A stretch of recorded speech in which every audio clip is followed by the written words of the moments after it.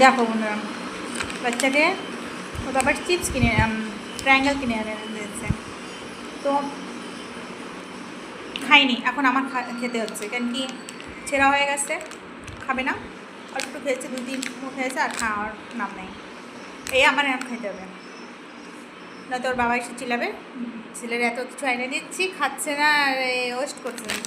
এখন বাড়ি এসে যদি দেখে বলে না খাওয়া, আমার খাওয়া কী করবো, তাও আমার খাওয়া বারণ, সব কিছু খেতে পাচ্ছি না, দুধ কলা সব জলে যেন খেচ্ছে না, তাও খাচ্ছি ভয়তে, কিন্তু টেস্ট আছে, তো খাচ্ছে না। খাবি? খাবি না, চলে যাচ্ছে। কিন্তু ওইসব অন্য বাচ্চাকে দিলে কোন সময় ফিনিশ হয়ে যেত মানে সেকেন্ড লাগে না। দেখি তো অনেক বাচ্চাকে দেখে খায়, এই 1 পিস 2 পিস খেয়ে ব্যাস ঘুরে বেড়াচ্ছে, আর কিছু খাওয়ার নেই। খাবে কোনগুলো খাবে জানো? নিচে পড়ে আছে, কেউ ফেলে দিচ্ছে, তোর পাশের বাড়ি যে, হ্যাঁ ওটা জমলে টেস্টি, ও খেতে ভালো লাগে, ঠিক আছে। এইসব কাজ করতে ওর ভালো লাগে, তাই এটা দিচ্ছি। এই দেখো খাচ্ছে না, ওর খাতে হ্যাঁ ফেলে।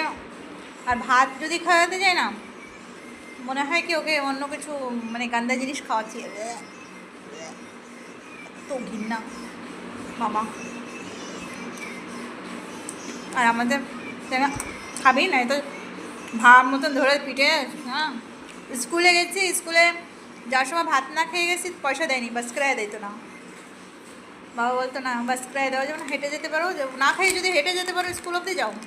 ভয়তে আবার ঠিক আছে করতাও কি, বেগুন সেদ্ধ, আলু ভাজা, বেগুন ভাজা, ডিম ভাজা, বাস এইটাই। আরে ম্যাক্সিমাম একটা মাছ ভাজা খেয়ে টিফিন স্কুলে দে দো। তা কয়টার সময়? 6টার সময়।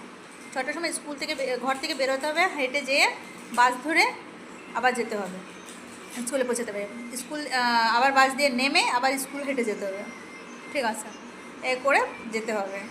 আর আজকালের বাচ্চা না হলে গাড়ি, সিধা গাড়িতে যে স্কুলে নামো, ঘর থেকে এসে আমরা দাঁড়াই থাকি, ইয়া তো প্যারেন্টস দাঁড়াই থাকে, বাচ্চা কখন নামবে। আর আমাদের বাবা হেঁটে যেয়ে ঘরে যেয়ে আবার ঘরে যেয়ে বাসন, ঘর ঝাড়ু মারা সব করা লাগবে। আসলে আমার দিদি অনেক কষ্ট করেছে, দেখেছে। ও টেন্টে বসে পড়তো আর ভেন্ডি গাছে মাটি দিত, তো ওইসব করতো। তো আমিও করেছি, আমিও হেল্প করতাম মার, সকালবেলা উঠে সব কাজ করে তারপরে স্কুলে যেতাম, পূজা দিয়া সকালে স্নান করে